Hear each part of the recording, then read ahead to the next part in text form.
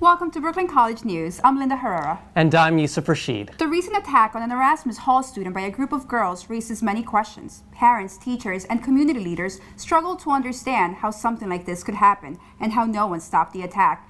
Ashley Schwartz and Mariah Stevens investigate. If you freelance for a company and they don't deduct taxes, watch out. It's likely you'll get a 1099 and the IRS will expect you to pay. Natalie Friedman found out the hard way. Pope Francis honored a New York rabbi and made him a Vatican Knight. The ceremony took place right here in New York. Tanera Teicher and Natalie Friedman went to the celebration. Day laborers wait on street corners for jobs, but often they get paid less than minimum wage. I talked to some workers about what they hope will happen in the future. Day laborers wait on the corner of Ditmas and Coney Island Avenue in Brooklyn.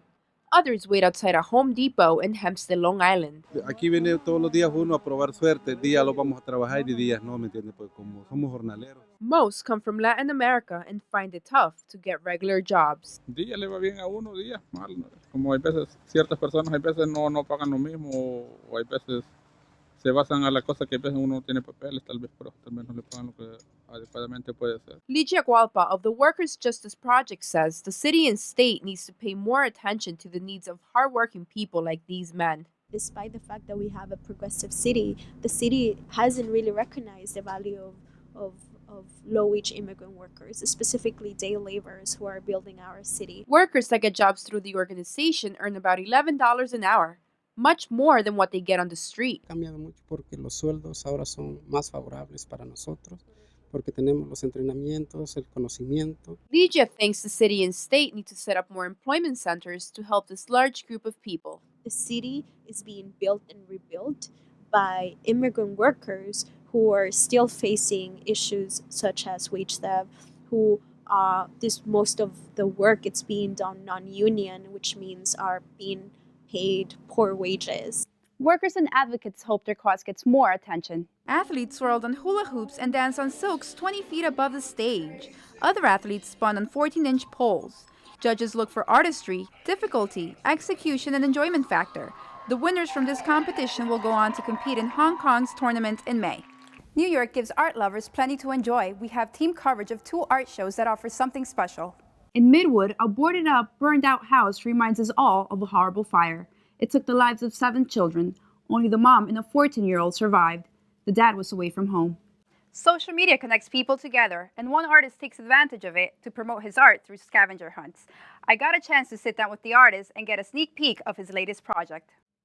Nobody really supports the dream of being an artist, or they don't think it's profitable. So artist Andres Gallardo turned the business of art upside down. He uses Instagram, Facebook, and other social media to promote his work. He tells followers that he's placed his work in offbeat locations and invites them to come find it and take it for free. He calls his work gems.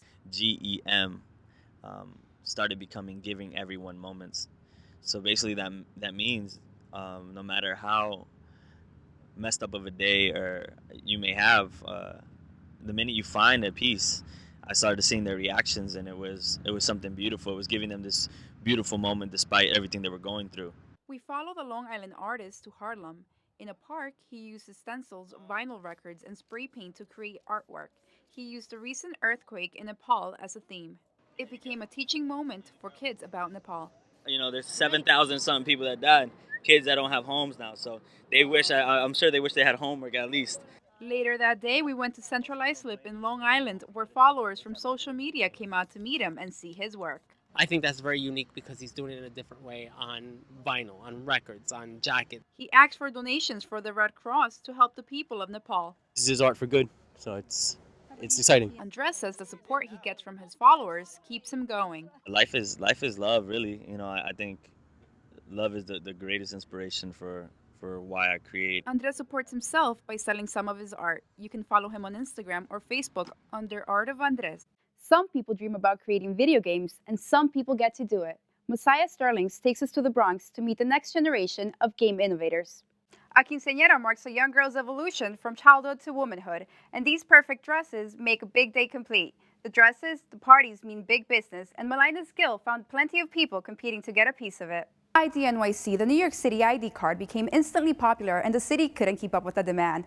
Now there is a wait, but Ashley Schwartz says many still want it. Consumers who had trouble getting mistakes off their credit reports may find it easier to fix the problem. Dennis Ureña investigates. If you love breakfast, you might want to follow the locals to their favorite spot in Amityville, Long Island. Cornucopia's Nashery became a hit on Yelp. Locals raved about its signature dish, banana French toast. It's actually really good. It's not that sweet because like coconut can sweeten, so I really like it. Chef Erica Reichland brings a new twist to an old breakfast standard. Just fun cuisine. We knew we couldn't really go hardcore where we would like to, how we like to eat, how we like to create, but we definitely push the envelope and have a good time with it. I'm going to do our take of a bananas Foster, and we're doing it with a limoncello sauce. Erica uses fresh bananas, raw brown sugar, butter, dairy cream, homemade batter, limoncello rum, and 2 slices of fresh brioche. She dips slices of brioche into her homemade batter, made with top-secret ingredients which are cooked at grill temperature. While the French toast cooks, you begin to smell the cinnamon, butter, and secret ingredients that mix together and make your mouth water. While that cooks, Erica slices a fresh banana and throws it into a hot skillet, adds butter, brown sugar, and dairy cream, which will caramelize the bananas. And there you have it, Cornucopia's Nashery famous banana French toast. And now that you've seen how it's made, make sure to come down to Cornucopia's Nashery. Linda Herrera, Brooklyn College. You see a lot about Sports Illustrated swimsuit models, but you rarely hear what they have to say. That changed for us. Dominic Rollins talked to the models and their jobs and why they love to do what they do.